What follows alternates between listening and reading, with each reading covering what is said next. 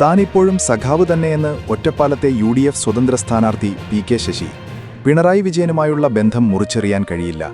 Communist അല്ലാതായിരിക്കാൻ തനിക്ക് കഴിയില്ല. ഒരു UDF നേതാവുമായും താൻ ചർച്ച നടത്തിയിട്ടില്ല. പിന്തുണയുമായി UDF ഇങ്ങോട്ട് സമീപിക്കുകയായിരുന്നുവെന്നും PK Sasi Mrs and Mister സവാരി ഗിരിഗിരിയിൽ പറഞ്ഞു. പിണറായിയുമായുള്ളത് വ്യക്തിപരമായ വൈകാരിക ബന്ധമാണെന്ന് PK ശശി പറഞ്ഞു. അദ്ദേഹം എന്തു പറഞ്ഞാലും തള്ളിപ്പറയില്ല. പാർട്ടിക്കകത്ത് കാര്യങ്ങൾ ശ്രദ്ധിക്കാൻ പിണറായി വിജയന് കഴിയേണ്ടതായിരുന്നു. ഇപ്പോഴത്തെ പ്രശ്നങ്ങൾക്ക് കാരണം സംസ്ഥാന നേതൃത്വമാണെന്ന് PK ശശി കുറ്റപ്പെടുത്തി. തത്തമ്മേ പൂച്ചപ്പൂച്ച ശൈലിയാണ് നിലവിൽ CPIM-ലുള്ളത്. പാർട്ടി കൂടുതൽ അപകടത്തിലേക്കാണ് പോകുന്നത്. മണ്ടന്മാരായ ആളുകളെയാണ് പാർട്ടിക്ക് വേണ്ടതെന്ന് PK ശശി പറഞ്ഞു. ഉൾപാർട്ടി പോരാട്ടത്തെ പാർട്ടി പ്രോത്സാഹിപ്പിക്കേണ്ടതായിരുന്നു.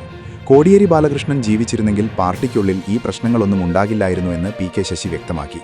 പാർട്ടിക്ക് അകത്തുള്ളവരാണ് തനിക്കെതിരെ പ്രവർത്തിച്ചതെന്ന് PK ശശി ആരോപിച്ചു. ഒറ്റപ്പാലത്തെ ജനങ്ങളൊപ്പമുണ്ടാകും. ശരിയുടെ പക്ഷത്താകും ജനങ്ങൾ ഉണ്ടാവുകയെന്ന് PK ശശി പറഞ്ഞു.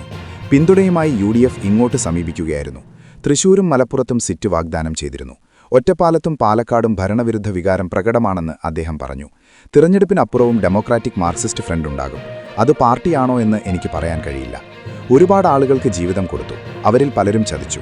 നിലവിൽ കേരളത്തിലുള്ളത് UDF-ന് അനുകൂലമായ തരംഗം. CPIM-ന് വൻ മേധാവിത്വമുള്ള പഞ്ചായത്തുകളിൽ ഉൾപ്പെടെ തനിക്ക് മേൽക്കൈ ലഭിക്കുമെന്ന് PK ശശി കൂട്ടച്ചേർത്തു.